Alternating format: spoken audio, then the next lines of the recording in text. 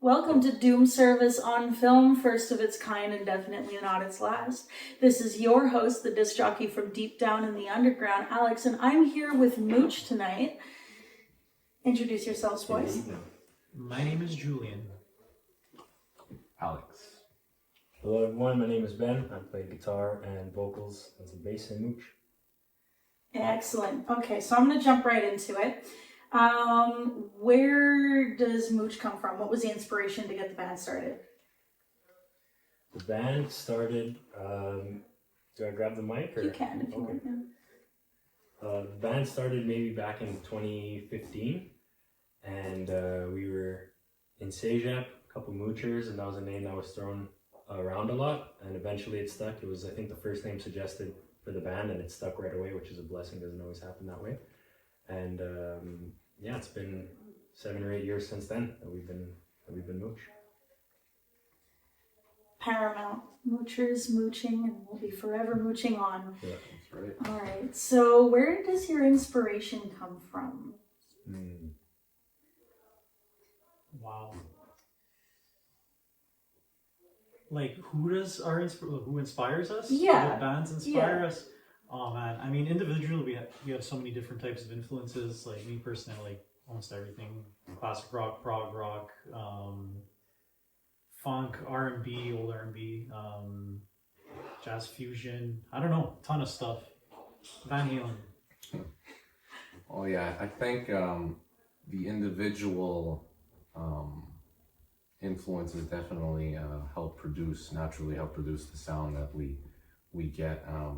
Yeah, so I mean, like Julian was there's a lot of crossover for sure, but individually we listen to from like rap stuff and rock to the classics to this more underground stuff to the stoner rock stuff, but it definitely blends into what we end up putting out, so I mean, if we kind of like segue to like what maybe we feel like, some bands that we feel like we share like a similar sound with, maybe I go along the lines of like the classic Caius and Black Sabbath with some like 90s grunge stuff of some Alice in Chains, some Stone Temple Pilots mixed in with some psychedelia of the Doors and stuff like that. So yeah, I mean, here, if you want to add anything to that. In particular for Mooch, I think the 3 bands that really made it for me were the Doors, Caius, and Nirvana. I think touching base with all of those as I was developing as a musician really influenced my style vocally, guitar-wise, and we're a 3-piece band, so I feel like Nirvana was really big in constructing that sound. Perfect. All right, so talk to me about your upcoming releases and your upcoming tour. Are you excited? Yeah, so we have an album coming out this Friday. It's called Wherever It Goes, and it's probably it's definitely the most expansive pieces of music that we've ever done. There's a ton of layers of guitar. Ben and I are both playing guitar and bass on it. A bunch of slide guitar, a bunch of vocal harmonies. We all take lead vocals at some point as well. Yeah, I think it's a really cool reflection of like how we've even matured over the years, and like just as people and with musically as well, and really just not scared to try different things and push the envelope that way, just to make just whatever we're feeling in that moment. I think there's this pretty cool reflection of the past couple of years for us, and I'd say that it's definitely there's I mean pretty much it. Like that's the moment. And we have a tour that's starting in about a week from now, roughly. And we'll be going to Ontario, Quebec, New Brunswick, and Nova Scotia. Over 20 shows across over 20 different cities. So we're really excited to get out on the road. It hasn't been something we've had a lot of experience doing since COVID. Unfortunately, we lost kind of our momentum of being out. So we're really excited that we get to be in the same city and work together to be on the road and deliver this new record to all these new cities. Amazing. Well, if you're in any of the towns mentioned, please, by all means, go check Mooch out. And also, congratulations on your album release Thank you. Thank you. upcoming. I'm going to flip it around now and make it kind of silly. What would be your top 3 deserted island album picks of all time? Like, you're stuck on an island and you got to listen to the same 3 things for the rest of your life now. No one's coming to get you. What are you listening to? The double album count as one album, or do they count as 2? Double albums I will allow to be counted as 1. I need some time to think about it. Yeah. I can get you off the dome here. Alright. So I'll go with Mambo Sinuendo by Ray Cooder and Manuel Galvan. I think that's like such a well-produced record. It's very beachy, out of Cuba, and the sounds are just like a massage to your ears. I feel like I'd appreciate that. I'd also go with, let's say, Como Chimbita a Pomale, which is just a great kind of high-octane rock with cumbia mix out of New York. And for the last one, I'll go with some Duran Jones and The Indication for some classic oldies, just so you can feel good in the sun, have a good time with the oldies. Hell yeah. What about you guys? Okay, so one off the top of my head, it's not even my favorite Beatles album, but I go with the White Album just because it has the biggest amount of songs, the biggest volume. They're pretty diverse songwriters and it's a pretty diverse album, so that could quench a lot of different musical thirsts there. I mean, I'm probably not gonna, it'll take me forever to think of an answer. Just off the top of my head, I'll say Steely Dan, Royal Scam, and Black Sabbath, Sabbath, Bloody Sabbath. Alright. Led Zeppelin 4, hands down, easily.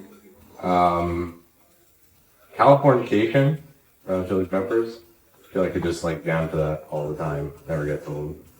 And every song is just a banger. And lastly, this is tough. It's just been like an obsession lately, but Mastodon's Emperor of Sand. Just can't stop listening to it. Hell yeah, this is some solid choices ranging from all the way back from yesteryear to today and beyond. Alright. I'm going to flip it on its head again and ask you, where do you feel, like I'm going to ask you a bit of a serious one. Where do you feel Mooch fits within the landscape of like the modern music industry? You know, it's so big and so weird nowadays. Where do you guys feel like you fit in within that? Probably right in the underbelly of it all, right in the kind of underground. I don't think Mooch has necessarily come close to being kind of radio band. So I feel like there's a lot of independent artists out there that try really hard to push their music and make music and play to people who enjoy that kind of that vibe. So I would say in the independent avenue, the independent aisle of the music industry, everything that we do is almost done in-house, graphic design, sound. We work with good friends of ours to make our records, and this latest record was self-produced by the band. So very independent. I would say that's the word that probably categorizes our industry tag. Yeah, I couldn't agree more. Definitely, this whole band, the whole process, everything we do is we really try to do it ourselves independently and obviously with some little help from our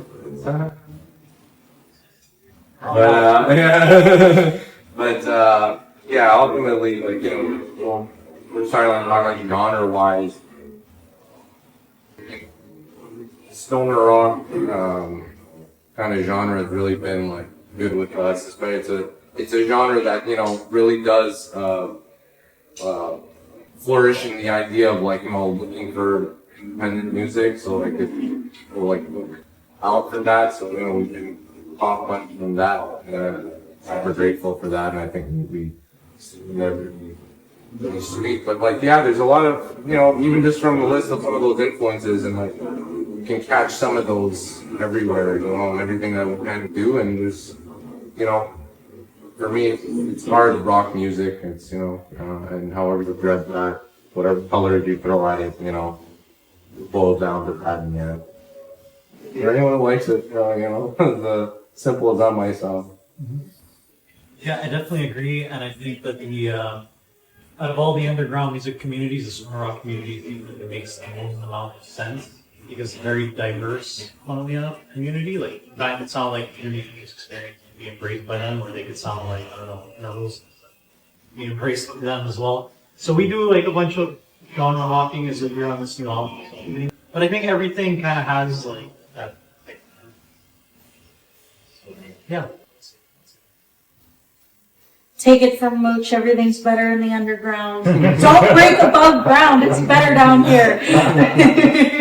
Alright, so to wrap it up, I'm going to ask you if there's anything that you'd like to ask me. Oh, right on. I've taken you for a ride, I've asked you some pretty weird questions. Is there anything that you want to ask me? What inspires you, or who inspires you? Ooh, okay, that's a loaded question because there's a lot of inspiration that comes from this and like goes into this. I mean, magazines like Cream, that kind of had that DIY goes above ground kind of effect. They felt like a fanzine almost for so long, and they really poured their hearts into it. And I think that I want to bring that back. Headbangers Ball, of course, backstage interviews. I mean, the thing's called Doom Service, right? It's better than room service. I want to bring you the freshest of the freshest of the freshest interviews. Right from the backstage, right from the horse's mouth. And I mean, all of you are my inspiration. Bands. I wanted to be part of the backstage lifestyle for as long as I can remember. Started with a love for groupies and just kind of evolved into wanting to have a different purpose backstage. Not that groupies, lovely as they are, don't have their purpose, but I wanted to have a different one for sure. Yeah. The other takers. Yeah, I'll try to think of a question. I mean, so how do you find the climate in doing like an independent podcast, if you will, and like how do you try to differentiate yourself from the mass? It's a super popular thing to be doing now, right? Like having your own thing, and how do you stick out in the crowd? So seeing as this is really new, I haven't found that like stick out kind of point yet. But how I would like to is through just balls to the wall, pure panache. I'm bringing you late night radio style podcast. It's not a conversation necessarily outside of the interviews, of course. It's not just a conversation, I should say. It's music too. It's curated playlists that I think people will enjoy, intermittently broken up by some commentary and really bringing back that like 1970s late night Wolfman style radio where there's just some lunatic raving behind a mic and bringing you good tunes. I will say you do have a very unique format for your show. It was something I wasn't expecting when we did it with Basketball Zombies a while ago, and I checked it out. And it's really interesting. I didn't know you could do that on Spotify. Like you could have your podcast, your interviews, and then break it up with music. It's very like it's very radio-esque. So it's pretty cool. Thank you. Honestly, I really appreciate that. What city would you like to travel to do this podcast next, or what's on the horizon for where you'd like to go? Ooh, okay, so I've done New York. That was really fun. Shout out to Puzzled P who allowed me to interview them over there. It was fantastic. That city is wonderful. It's like the world's most charming toilet, if I may. But I want to visit the UK because it's the birthplace of so many of the bands that I really enjoy, and kind of a home to a lot of the bands that are coming out of there now that have that like Sabbath-esque feel, that have that Electric Wizard feel. I want to go to the home turf of Conan and Electric Wizard and Uncle Acid and kind of just see what their music scene is like and kind of dive into, the birth of black bell bottoms and pentagrams, from the other side of the world. Awesome. Well, watch out, UK.